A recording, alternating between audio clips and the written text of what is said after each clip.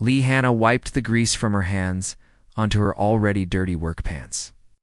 The cargo hauler's engine hummed weakly above her head, and she knew it would die completely within a week. Nobody cared, though. These old ships at the orbital station were held together with spare parts and hope. Just like her life, she was 19 years old and had been working at the freight station for 7 years. Every day was the same. Wake up in the tiny sleeping pod she rented with 3 other workers. Eat the cheap nutrition bars that tasted like cardboard. Climb into the guts of broken machines and fix them. Sleep. Repeat. The galaxy beyond Earth didn't care about people like her. Humanity had joined the Galactic Union 200 years ago, but nothing really changed for the poor. The aliens still looked down at humans. They were stronger, faster, smarter. Humans were just there, taking up space, trying not to be noticed. Hannah crawled out from under the engine and stretched her sore back. The station was quiet today. Most of the other workers had gone to watch the news broadcasts. Something about the Celestial Institute announcing their new entrance exam results. Rich families across thousands of worlds waited to see if their children got accepted. The Celestial Institute was a legend. The best military academy in known space. Only 100 students accepted each cycle from billions of applicants. They trained the galaxy's future commanders, diplomats, and heroes. No human had ever qualified. Humans weren't built for that kind of excellence. Hannah didn't care about any of that. She had work to finish. As she gathered her tools, something caught her eye. Wedged between 2 metal panels was a small data chip, the kind used for personal files. Someone must have dropped it. She picked it up and turned it over in her fingers. It was worth a few credits if she sold it. Maybe enough for a real meal. But curiosity got the better of her. During her break, she went to one of the public terminals in the station's common area and plugged in the chip. The screen lit up with official documents. Entrance exam information for the Celestial Institute. Practice questions. Study guides. Someone had been preparing. Hannah scrolled through the files, fascinated despite herself. The questions were incredibly hard. Advanced physics.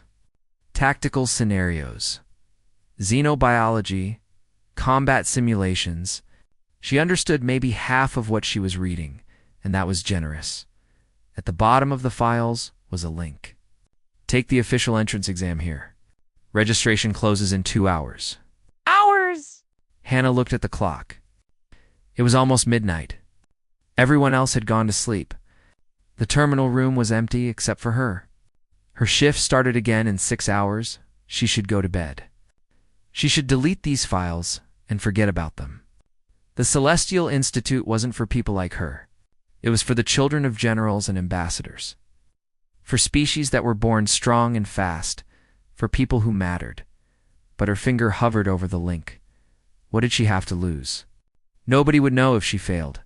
Nobody would care. She was already invisible. Hannah clicked the link. The exam interface loaded. It asked for her identification and species. She entered her information, half expecting the system to reject her immediately. Instead, it accepted her data and presented the first question. The next 4 hours blurred together. The exam was brutal. Question after question appeared on the screen, each one harder than the last. Physics problems that made her head hurt. Tactical scenarios where every choice seemed wrong. Biology questions about species she'd never heard of. The combat simulations were the worst. The interface projected holographic enemies at her, and she had to respond using the terminal's controls. She died 17 times in the first simulation alone. The alien species in the scenarios were so much stronger than humans. They moved faster, hit harder, had natural weapons and armor. But Hannah noticed something. The simulations tracked more than just wins and losses. They measured decision-making speed, adaptability, resource management. When she couldn't win by strength, she tried other approaches. She used the environment. She avoided direct combat. She waited for opportunities. It probably didn't matter. She was probably failing anyway. When the exam finally ended, the sun was rising outside the station windows. Hannah's eyes burned with exhaustion. Her hands were shaking. She submitted her answers and closed the terminal. She She had to get to work. The next 3 weeks were normal. Hannah fixed engines, cleaned filters, welded broken panels. She didn't think about the exam. What was the point?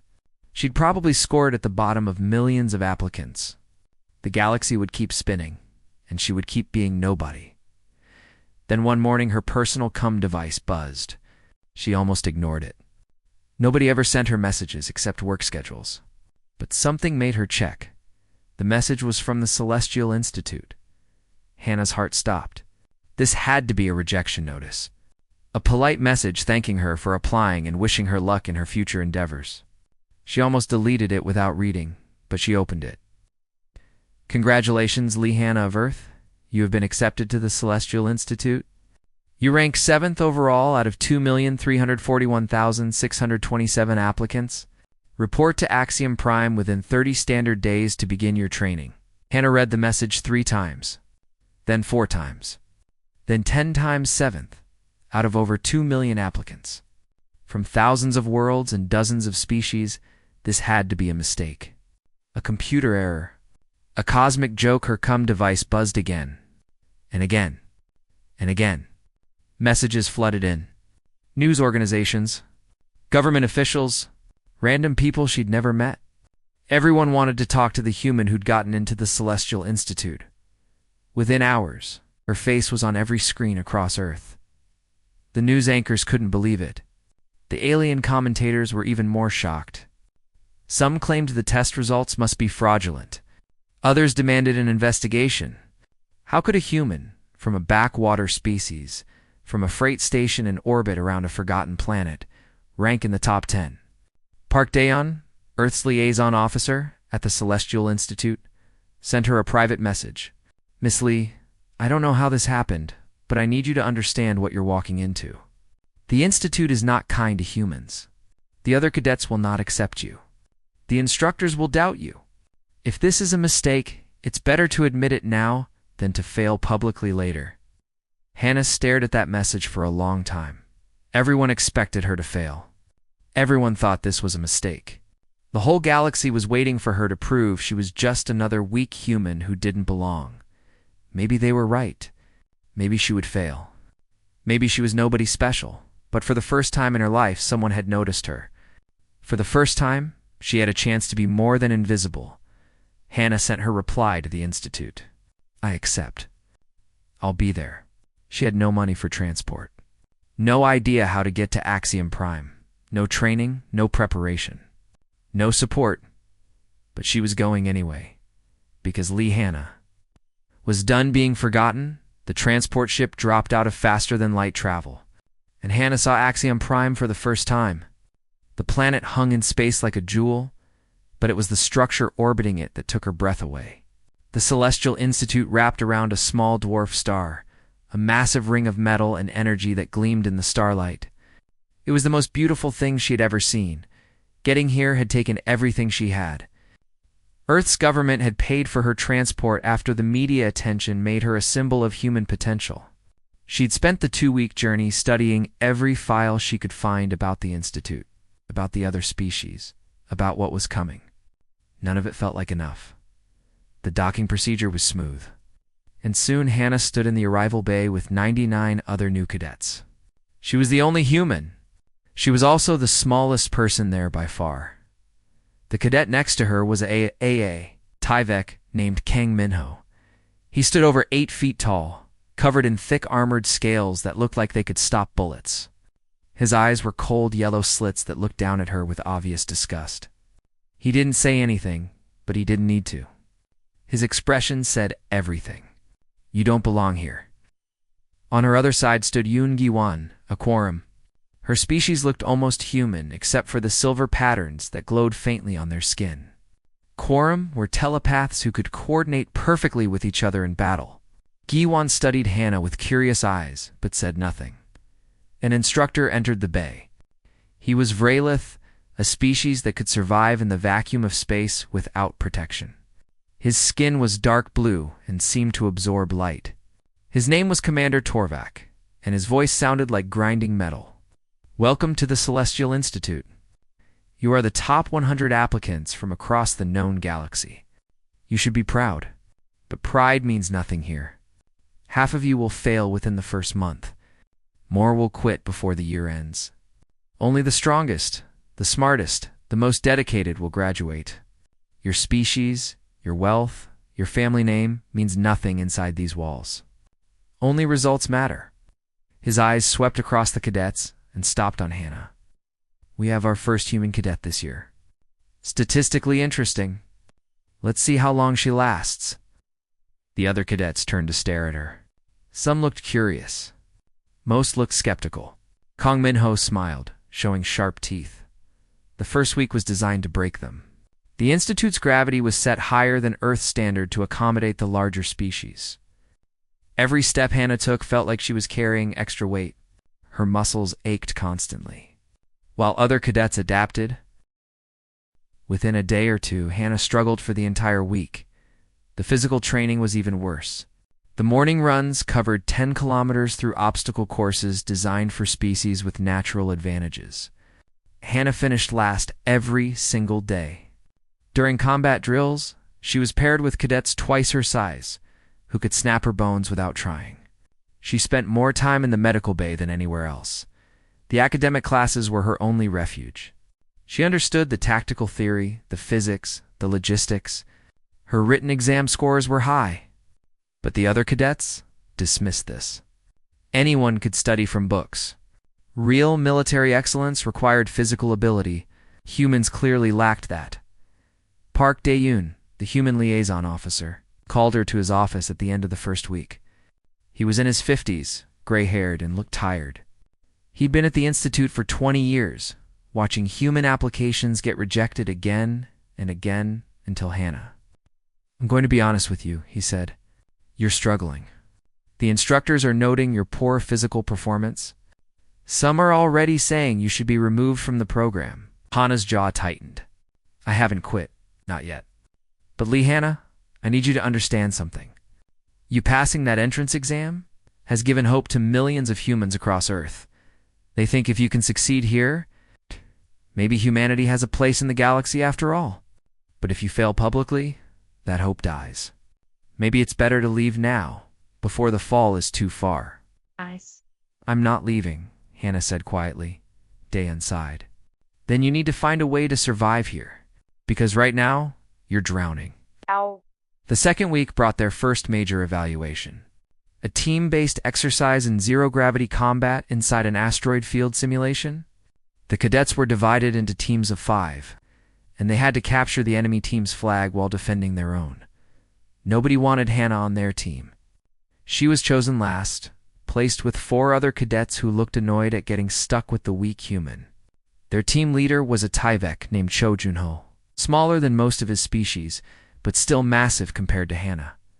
The exercise began badly. The opposing team was led by Kong Minho, and they were stronger, faster, better coordinated. Within the first 10 minutes, 2 of Hannah's teammates were eliminated. Junho tried to organize a defense, but Minho's team overwhelmed them with pure force. Hannah floated in the simulated asteroid field, watching the disaster unfold. Her team was going to lose. Everyone expected them to lose. The human was on their team, after all. But then she noticed something in the exercise parameters that scrolled across her helmet display. Equipment degradation over time. All the weapons and gear slowly lost power and effectiveness the longer the exercise ran. She'd read about this in the files on the transport. But nobody else seemed to be paying attention to it. Most species evolve for short, explosive combat. Quick hunts. Fast battles. They thought in terms of decisive moments. But humans evolved differently. Humans hunted by chasing prey for hours, for days sometimes, till the prey collapsed from exhaustion. Hannah opened a come channel to Junho. Stop fighting them directly. We can't win that way. What? Junho sounded frustrated. We're already losing. Their equipment will fail before ours if we make this last longer. We need to avoid them, keep moving, make them chase us. Tire them out. That's a coward strategy, Junho growled. It's a winning strategy, Hannah replied. Junho hesitated, then made a decision. Fine, everyone. New plan. Evasive maneuvers. Make them work for every engagement. The next 40 minutes were exhausting. Hannah's team fled from every confrontation, hiding in the asteroid field, constantly relocating. Minho's team grew frustrated, chasing them aggressively. They fired more shots, used more thruster fuel, pushed their equipment harder, and slowly, their gear began to fail. By the 50-minute mark, Minho's team's weapons were operating at 60% power. Their thrusters were glitching. They were tired from the constant aggressive pursuit. They'd won every engagement but gained no ground. Hannah's team, conserving their resources, struck. Junho led a coordinated assault on Minho's weakened defensive position. The fight was brief. Minho's team, exhausted and under-equipped, fell apart. Hannah's team captured the flag with 2 minutes to spare. The simulation ended, and all the cadets were transported back to the observation deck. There was silence. Nobody could believe what they'd just seen. The team with the human had won. Kong Minho ripped off his helmet and glared at Hannah. "You cheated. That wasn't real combat. It was the exercise parameters," Hannah said calmly. "I just read them." Commander Torvak stepped forward. His expression was unreadable. "Cadet Lee is correct. The equipment degradation was included in the scenario description. Most of you ignored it because you're accustomed to short engagements." Cadet Lee recognized that longer conflicts favor different strategies. Well done. The praise felt strange. Some cadets looked at Hannah with new respect. Others, like Minho, looked even more resentful. Yoon Gi-wan caught Hannah's eye and nodded slightly. Acknowledgement, if not friendship. That night, Hannah lay in her quarters, body aching from the exercise. The gravity felt crushing, as always. She could barely lift her arms. But something had changed. She'd proven something today, even if most cadets thought it was luck. She could survive here. Maybe not by being the strongest or the fastest, but by being the one who refused to give up, by lasting longer than anyone expected, by doing what humans had always done best, endure. 3 months passed at the Celestial Institute. Hannah learned to move in the heavy gravity. Her body adapted slowly, painfully, but it adapted. She still finished last in most physical exercises, but the gap was narrowing.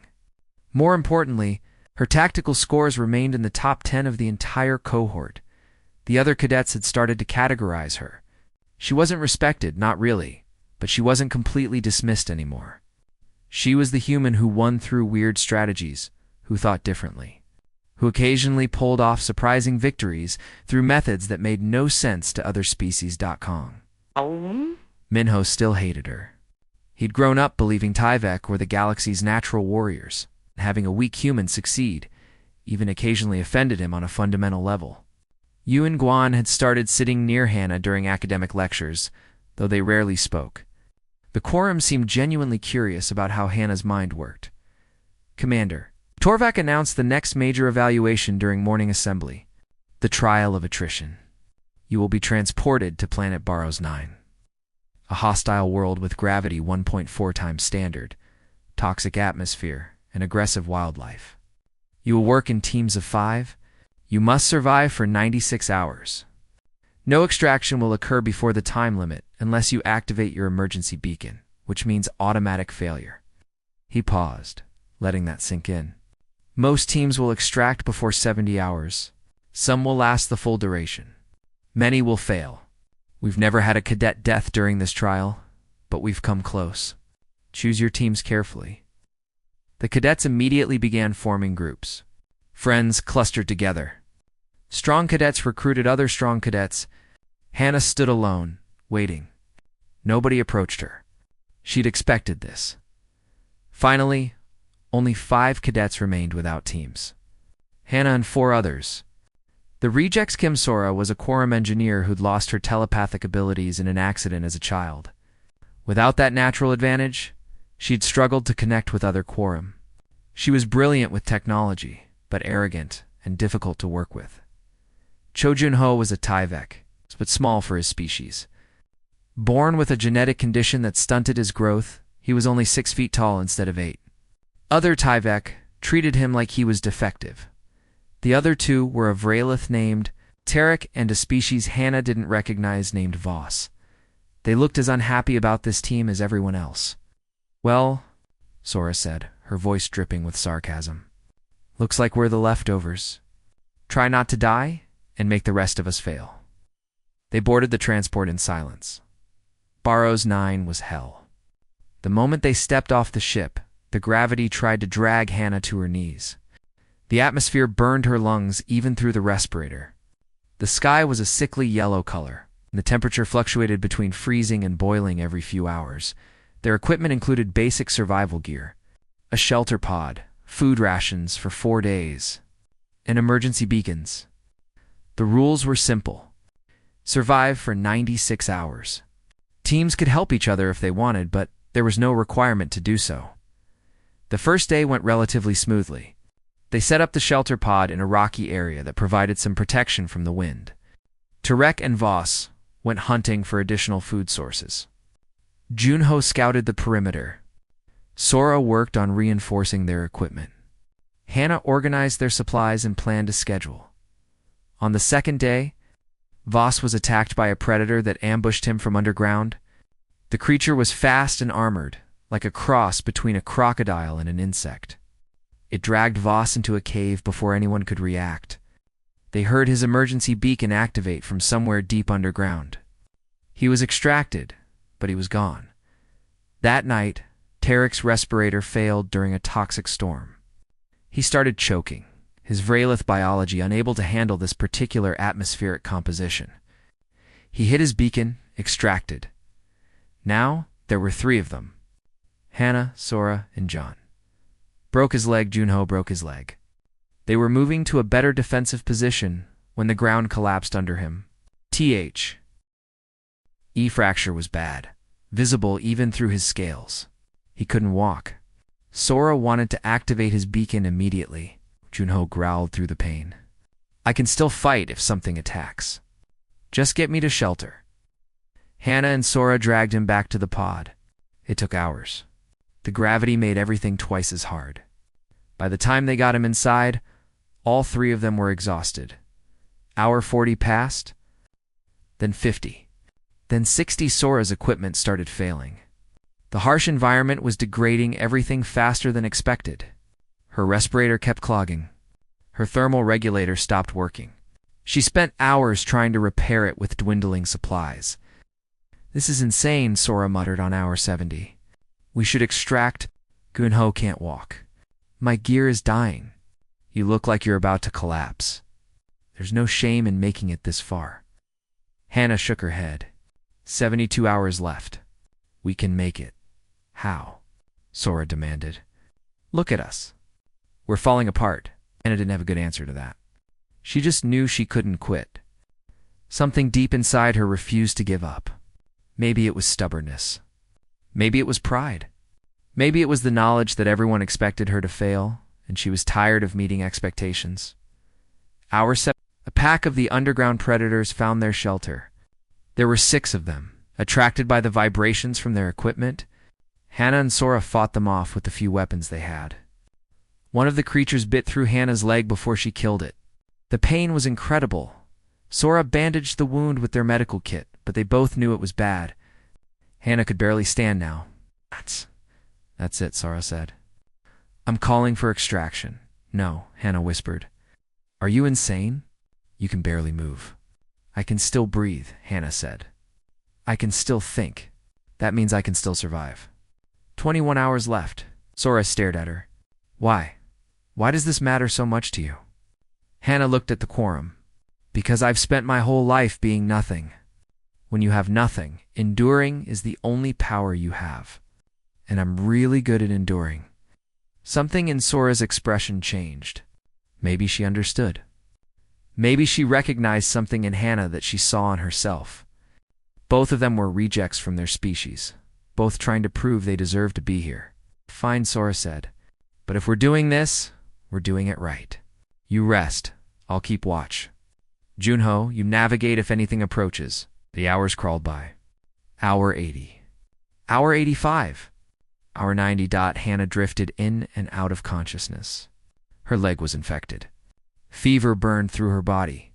The gravity felt like it was crushing her into the ground. Every breath hurt. She should quit. She should hit the beacon. Nobody would blame her, but she didn't. Hour 96 arrived like a miracle.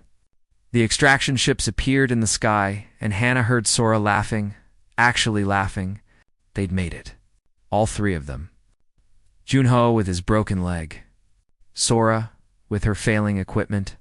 Hannah with her infected wound and fever as they were transported back to the Institute. Hannah learned they were the last team still on the planet. Every other team had extracted before hour 85. They'd outlasted everyone. In the medical bay, Dr. Han Yunji worked on Hannah's leg while running a series of tests. She was one of only 3 humans on the Institute's staff, a physician who'd studied xenobiology for decades. "These results are fascinating," Dr. Han murmured, looking at the scans. "Your lactic acid clearance is extraordinary. Your stress hormone regulation is beyond any human baseline I've seen. And your muscle adaptation rate is remarkable. Is that good or bad?" Hannah asked Grogile. "Why?" Dr. Han smiled. "It's evolution. Humanity's survival niche wasn't being the strongest or fastest predator. It was being the most persistent. Your ancestors hunted by chasing animals until the prey died from exhaustion. No other species on Earth could match that. And apparently, no other species in the galaxy can match it either. So I'm good at not quitting," Hannah said. "You're good at enduring beyond what should be possible," Dr. Han corrected. "In the right context, that's the most dangerous ability in the universe. Because everyone else has a breaking point. But humans? You just keep going." Word of the trial spread through the Institute. The human and 2 rejects had outlasted everyone else. It wasn't a glorious victory. It was ugly, painful, desperate survival. But they'd won. Kong Minho stopped openly mocking Hannah. He still didn't respect her. But now there was something else in his eyes. Uncertainty. Yoon Gi-wan approached Hannah in the cafeteria one day. "I want to understand how you think," the quorum said directly. "Will you help me?" And for the first time since arriving at the Institute, Hannah felt like maybe, just maybe, she belonged here. The final months at the Celestial Institute arrived with growing tension. The cadets had lost their initial arrogance. They'd been broken down and rebuilt, pushed past limits they didn't know they had. But new divisions formed. Factions emerged based on philosophy, species, and results. Kong Minho led the traditionalists. They believed in overwhelming force, decisive victories, and the natural superiority of warrior species. They dominated most combat exercises and wore their physical advantages like badges of honor. Minho had grown more skilled, but also more resentful. Every time Hannah succeeded through unconventional methods, it felt like an insult to everything he believed in. Yoon Ji-won had become something unexpected to Hannah. A friend, maybe, or at least an ally.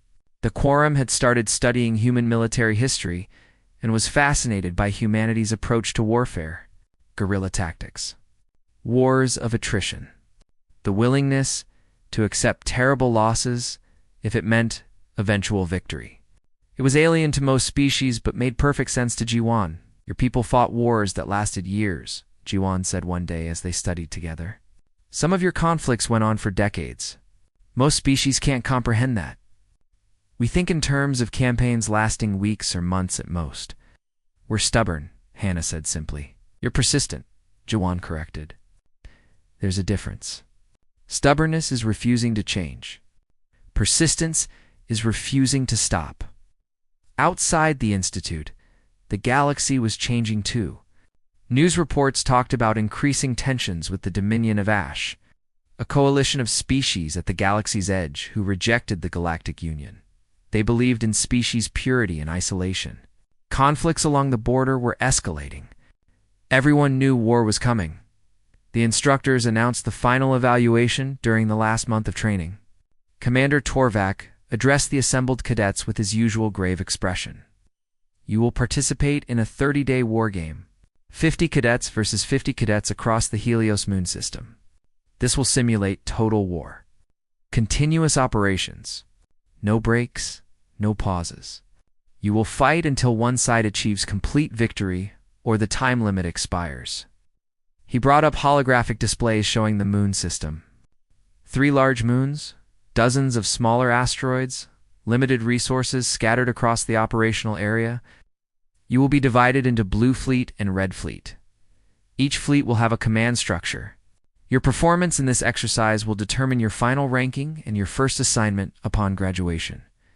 Victory conditions are simple. Eliminate or capture all enemy personnel or hold more territory than the enemy when time expires. The cadets murmured with excitement and nervousness. 30 days of continuous combat was unprecedented. Nothing in their training had lasted more than a week, Torvak continued. Blue Fleet will be commanded by Cadet Yoon-gi-wan. Red Fleet will be commanded by Cadet Kong. Minho both have proven themselves as leaders. Choose your sides wisely. The next day, teams formed. Minho's faction immediately gravitated to Red Fleet. They wanted to serve under their champion, the powerful Tyvek, who won through strength. Blue Fleet got the others, the tacticians, the engineers, the specialists, and Hannah, who Juan specifically requested as her strategic advisor. Minho looked at his fleet with satisfaction. He had the strongest fighters, the best pilots, the most aggressive cadets. Blue Fleet looked like the leftovers again. The war game began on a cold morning. Both fleets were transported to opposite sides of the moon system with equal resources. Ships, weapons, supplies, everything balanced. The only variable was the cadets themselves. Minho struck immediately. Red Fleet launched aggressive raids across multiple moons, seeking quick, decisive battles. They were magnificent. Fast, coordinated, overwhelming. Blue Fleet's defenders were crushed in the first engagements.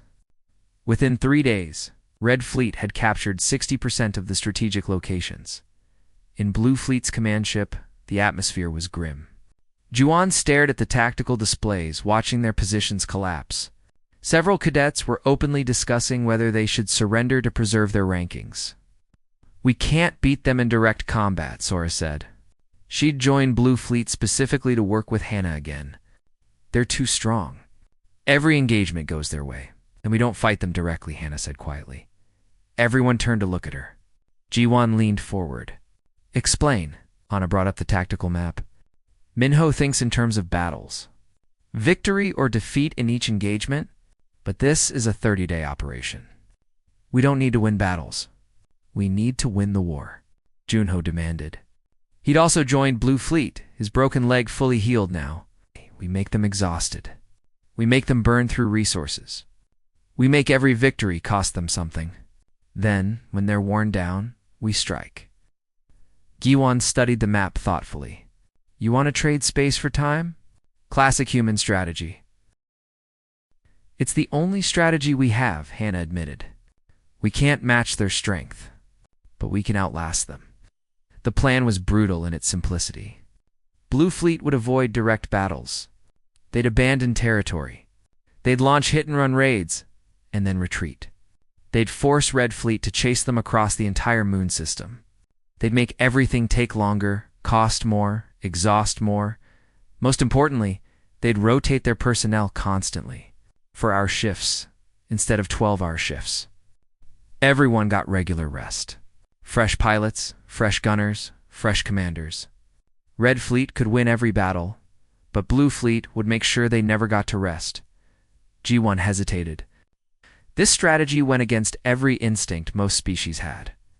Retreating felt like cowardice. Avoiding battle seemed shameful. But she trusted Hannah's strange human perspective. "Do it," Giwan ordered. The next week was humiliating for Blue Fleet. They ran from every engagement. They gave up moon after moon. Red Fleet's cadets celebrated each victory. Minho's strategy was working perfectly. He was winning, but he wasn't resting. Day 10. Red Fleet controlled 70% of the system, but Minho's cadets were exhausted. They'd been fighting continuously, chasing an enemy that refused to stand and fight. Their equipment needed maintenance. Their supplies were running low from constant operations. Minho himself hadn't slept properly in days, his Tyvek physiology starting to fail under the constant stress. Day 15. Red Fleet's pilots were making mistakes. Tactical errors crept in. Their response times were slower. Some cadets were falling asleep at their posts, but they were still winning, still holding more territory. Minho pushed them harder. Blue Fleet carefully managed and rotated, stayed fresh. Hannah had created a schedule that ensured nobody worked more than 4 hours without rest. It felt inefficient at first, but now the advantage was obvious. While Red Fleet burned out, Blue Fleet maintained steady performance. Day 18. Guan gave the order. Now we attack. Blue Fleet struck across multiple fronts simultaneously. Not with overwhelming force, but with fresh rested personnel against exhausted enemies. Red Fleet tried to respond, but their reactions were slow. Pilots fell asleep during combat. Gunners missed shots they would have made 2 weeks ago. Commanders gave contradictory orders through the fog of exhaustion. Minho saw his carefully won territory slipping away. He tried to rally his fleet, but they were beyond rally. Several cadets voluntarily extracted, unable to continue. The Tyvek commander pushed himself harder, trying to make up for his fleet's exhaustion with personal performance. But even he had limits. Day 22. Red Fleet lost their primary command ship when the exhausted crew failed to detect Blue Fleet's approach. Minho barely escaped, but his command structure collapsed. Day 25. Red Fleet held only 30% of the system. Most of their remaining cadets were beyond exhausted. They had won every major battle in the first 2 weeks, but had nothing left for the last 2 weeks. Day 28. Minho called for a meeting with Guan. They met on a neutral asteroid, just the two commanders. Minho looked terrible. His scales were dull, his eyes bloodshot, his movements slow. "You didn't beat me with skill," Minho said. His voice was rough. "You beat me because you're willing to suffer longer. That's not war. That's torture." Hannah, standing behind Juwan, spoke up. "It's survival. When you start with less, you don't get to choose how the fight goes. You just refuse to lose." Minho stared at her for a long moment. Then something unexpected happened. He smiled, showing those sharp teeth. But this time, it wasn't mockery. It was respect. I understand now why humans scare the other species," he said. "You don't fight to win. You fight until the other side can't fight anymore. That's terrifying." Day 30 arrived. Blue Fleet controlled 65% of the system. Red Fleet, exhausted and defeated, couldn't mount any effective resistance in the final days. When the exercise ended, both fleets were transported back to the Institute. The instructors were silent as they reviewed the results. Nothing like this had ever happened before. Blue Fleet had lost almost every battle but won the war. The traditional approach of decisive combat has been beaten by a strategy of endless endurance. Commander Torvak addressed the cadets. War is not always glorious. Sometimes it's ugly, painful, and requires sacrifices that feel unbearable.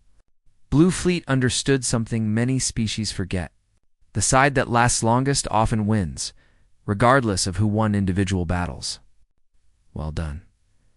Hannah's final ranking was 3rd in the entire cohort. Unprecedented for a human, Juwan ranked 2nd. And Minho, despite his losses in the war game, still ranked 1st based on his overall performance, but rankings didn't matter as much as what came next. Graduation was in 2 days, and then they'd all receive their first assignments in a galaxy that was sliding toward real war. The graduation ceremony was beautiful. The entire cohort stood in the main assembly hall, dressed in their new uniforms. They were no longer cadets. They were officers in the Galactic Union Defense Fleet, ready to serve, ready to protect the galaxy from threats. Hannah stood among the graduates, still the smallest person in the room, still looking out of place among the powerful alien species. But nobody was calling her weak anymore. 3rd in her class. The first human to ever graduate from the Celestial Institute. Her face had been on every news broadcast across Earth. For months, she'd received offers from dozens of different ships and commands. Everyone wanted the human who thought differently, who won through strategies nobody else considered. But she'd chosen a posting on the UN's Perseverance, a small frigate in the 7th Expeditionary Fleet. She chose it because Commander Torvak was the captain. The old Vralith had offered her a position as his tactical officer. "You'll learn more on my ship than anywhere else," Torvak had said. "And I'm curious to see how a human operates in real combat." Yoon Ji-won accepted a position on the same ship. Sora joined as the chief engineer, and in a surprise that shocked everyone, Kong Minho requested a transfer to the Perseverance as well. "If I'm going to fight a war," Minho had explained, "I want to fight alongside people who understand what real combat means. Not the glorious version they teach in academies. The ugly, grinding, terrible version that humans seem built for." The celebration was cut short by urgent news. The Dominion of Ash had launched a massive surprise attack across the border. 3 Union outposts had been obliterated. Thousands were dead. The Union High Command issued immediate deployment orders to all available fleets. The graduates left for their assignments within hours. There was no time to celebrate. War had come. The Perseverance was a small ship by military standards. It had a crew of 200. Mixed species from across the Union. Hannah reported to the bridge and took her position at the tactical station.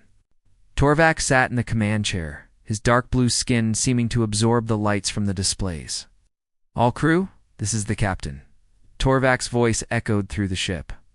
"We've been assigned to defend the Kalen Passage, strategic choke point that the Dominion must pass through to reach Union core worlds.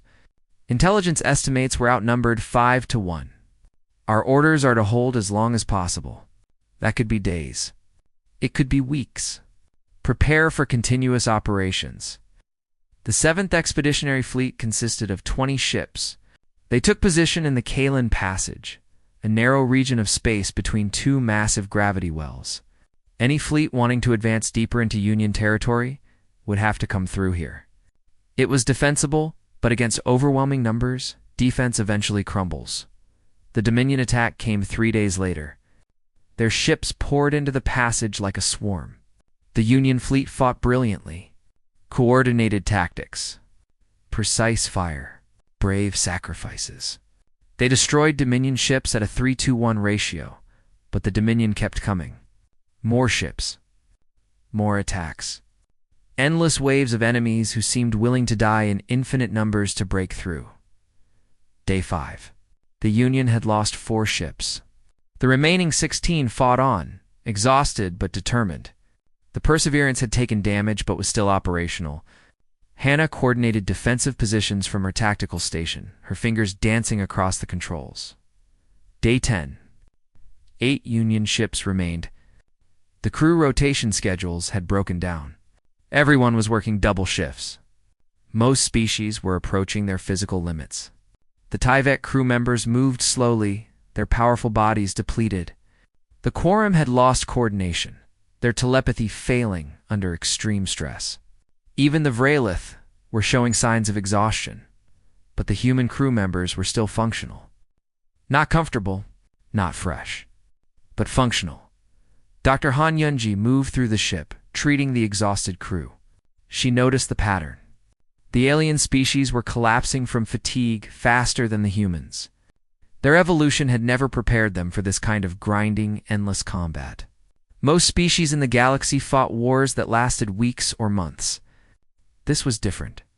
This was a war of attrition, and most species weren't built for it. Day 15. 5 Union ships remained. The Dominion had lost dozens of ships, but more kept coming. It didn't make sense. No military force should be willing to accept these losses. Unless their strategy wasn't about clever tactics. Unless their strategy was exactly what they were doing, overwhelming through sheer numbers and endless assault. On the bridge, Commander Torvak collapsed. The old Vralith had pushed himself beyond his limits. Park Daeun, the human liaison, caught him before he fell from the command chair. Medical teams rushed to help. Torvak looked at Hannah with failing eyes. "You have command," he whispered. "Do what you do best. Endure." Hannah found herself in the captain's chair. She was 20 years old, barely out of the academy, commanding a warship in the middle of a desperate battle. Every species on the bridge looked at her with a mixture of hope and doubt. "Status report," Hannah said, forcing her voice to stay steady. Ji-won provided the tactical summary. 5 ships left in our fleet. Dominion forces continue to advance. Crew exhaustion is critical across all vessels. Ammunition at 30%. We can't sustain this. Yes, we can, Hannah said. Misho growled from the weapons station. His scales were dull, his movements slow, but he was still at his post. How? We're barely standing. Hannah pulled up the fleet-wide communications. All ships. This is Lieutenant Lee Hannah of the Perseverance. I'm assuming fleet command? I know you're all exhausted. I know this seems endless. But we're going to change our approach. We're going to fight the way humans fight wars. She outlined a new strategy. Rotating crews more aggressively. Accepting territory losses to preserve ships. Fighting only when advantageous. Retreating when exhausted. Making the Dominion chase them. Fight for every meter of space. Spend resources on every engagement. Most importantly, to reorganize the crews, to put humans in critical positions during the worst shifts. Not because humans were better warriors, but because humans could keep functioning when other species collapsed. The other captains hesitated. This wasn't how wars were supposed to be fought. You stood your ground. You fought with honor.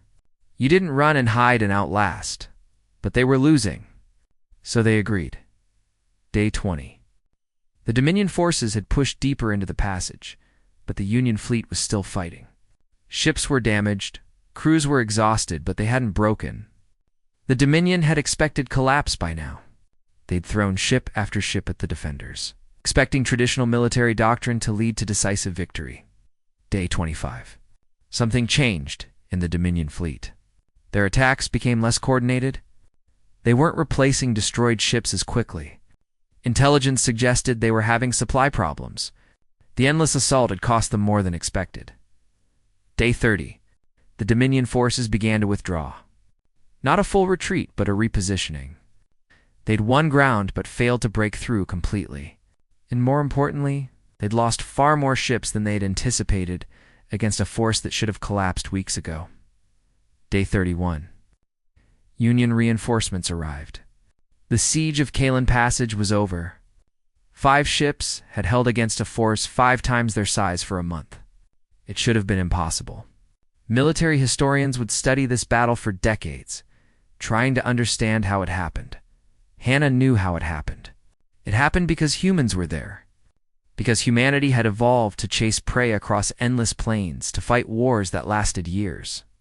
To endure suffering that would break other species, news of the defense spread across the Union faster than any news had before. The story of the human officer who commanded a mixed species fleet through an impossible siege captured everyone's imagination. Humanity's reputation transformed overnight. They weren't the weak newcomers anymore. They were the species that didn't break. The Union High Command issued new directives. Every major fleet would include human advisors. Human military doctrine would be studied and integrated. Earth's status in the Union was elevated to a core member world. The Perseverance returned to port for repairs. Commander Torvak had recovered and returned to duty, but he kept Hannah as his second-in-command. The crew had changed too. The species divisions that had existed before were gone. Everyone had suffered together, endured together, survived together. Hannah took leave and returned to Earth for the first time since leaving for the Institute. She went back to the orbital freight station where she'd once worked. The place looked smaller than she remembered. The old foreman barely recognized her in her uniform. She sat on the same loading dock where she'd found that data chip, looking up at the stars. So much had changed. The forgotten nobody who'd fixed broken engines was now one of the most famous officers in the fleet. Earth was no longer dismissed by the galaxy. Humanity had proven it belonged.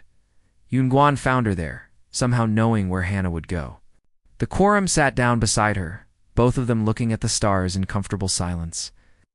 You changed everything, Giwan said finally. The galaxy will never see humans the same way again. You proved that power doesn't always come from strength or speed. I just did what humans do, Hannah said. We endure. We persist.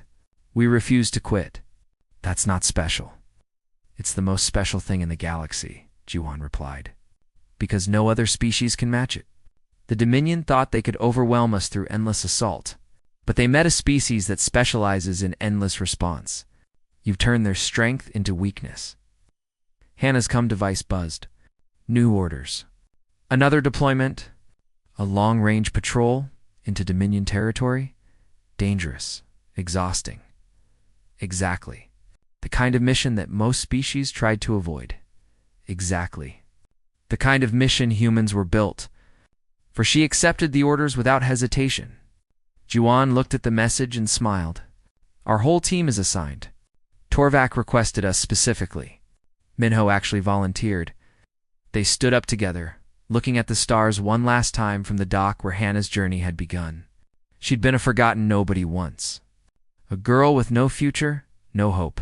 Nothing but the ability to keep going when everything said she should stop. That ability had changed the galaxy. Not through brilliant tactics or overwhelming force, but through simple, stubborn, relentless endurance, through refusing to quit when everyone expected her to fail.